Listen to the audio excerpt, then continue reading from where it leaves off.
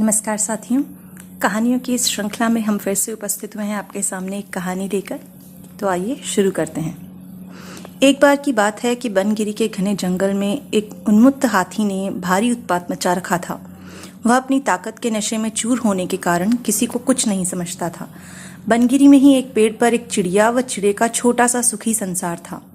चिड़िया अंडों पर बैठी नन्हे नन्हे प्यारे बच्चों के निकलने के सुनहरे सपने देखती रहती। एक दिन क्रूर हाथी गरजता हुआ चिंघाड़ता हुआ पेड़ों को तोड़ता मरोड़ता उसी ओर आया। देखते ही देखते उसने चिड़िया के घोंसले वाला पेड़ भी तोड़ डाला। घोंसला नीचे आ गिरा, अंडे टूट गए और ऊपर से हाथी का पैर उस पर पड़ गया। चिड़िया और चिड़ा चीखने चिल्लाने के सिवा और कुछ न कर सके। हाथी के जाने के बाद चिड़िया छाती पीट पीट कर रोने लगी। तभी वहां कटफोड़वी आई। वह चिड़िया की बहुत अच्छी मित्र थी। कटफोड़वी ने उसके रोने का कारण पूछा तो चिड़िया ने अपनी सारी कहानी कह डाली। कटफोड़वी बोली, इस प्रकार गम में डूबे रहने से कुछ नहीं होगा। उस हाथी को सबक सिखाने के लिए हमें कुछ करना होगा। चिड़िया ने निराशा दिखाई। हम छोटे मोटे जीव उस बलशाली हाथी से कैसे टक्कर ले सकते हैं? कटफोड़वी ने समझाया, एक और एक मिलकर 11 बनते हैं। हम अपनी शक्तियां जोड़ेंगे। कैसे? चिड़िया ने पूछा। मेरा एक मित्र विनांक नामक भंवरा है, हमें उससे सलाह लेनी चाहिए। चिड़िया और कटफोड़वी भंवरे से मिली। भंवरा गुनगुनाया, यह तो बहुत बुरा हुआ। मेरा एक मेंढक मित्र है, आओ उससे सहायता मांगे। अब तीनों उस सरोवर के किनारे पहुंचे जहां वह मेंढक रहता था। भंवरे ने सारी समस्या बताई। मेंढक भर्राए स्वर में बोला, आप लोग धैर्य से जरा यहीं मेरी प्रतीक्षा करें, मैं गहरे पानी में बैठकर सोचता हूं। ऐसा कहकर मेंढक जल में कूद गया।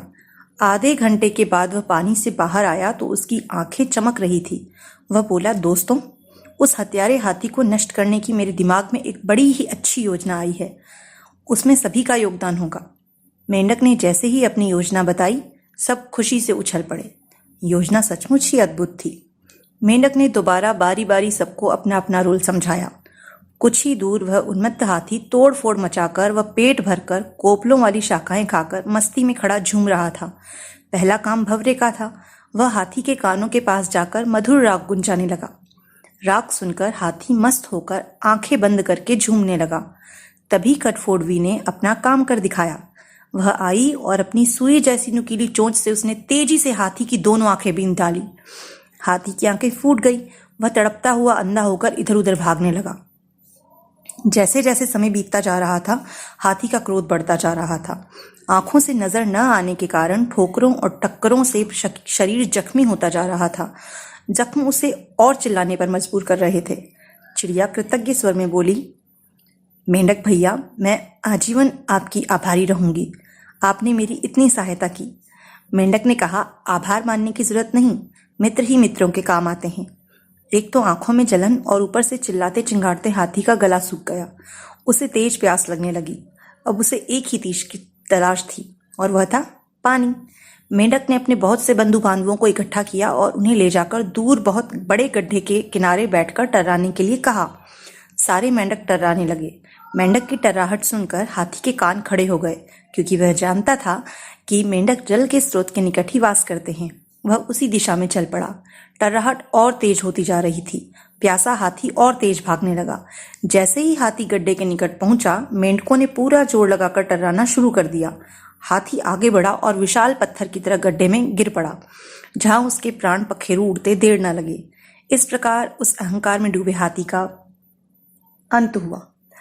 तो इस कहानी से हमें सीख यह मिलती है कि एकता में बल है और अहंकारी का देर से या सवेर अंत तो होता ही है। जय श्री कृष्णा। मित्र को मित्र की मदद करनी चाहिए।